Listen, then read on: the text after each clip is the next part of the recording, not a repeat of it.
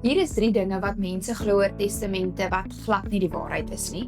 Eerstens, ek het 'n prokureur nodig om my testament op te stel. Nie noodwendig nie. Enige bevoegde persoon sal jou kan help om jou testament op te stel, solank dit net voldoen aan die wetlike vereistes. Natuurlik help dit dat 'n professionele persoon vir jou die nodige leiding kan gee, veral as hulle boedeladministrasie kennis het, help dit verseker om klousules in jou testament in te skryf wat uitvoerbaar is. Tweedens, as ek nie 'n testament het nie, gaan my bates outomaties na my familie toe. Nie altyd soos wat jy dit sou wil hê nie. As daar nie 'n geldige testament is nie, dan vererf jou bates volgens die intestaat wetgewing. Die wetgewing bepaal dan wie erf wat, so dit sal definitief nie noodwendig wees volgens jou wense nie.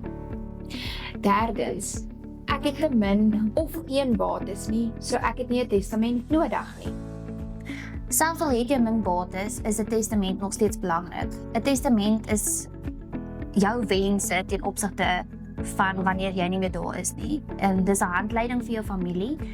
Dit bepaal wie jou eksekuteur is. As jy daarin kommunikeer wat jou laaste wense is, maak dit ook dit makliker vir jou familie.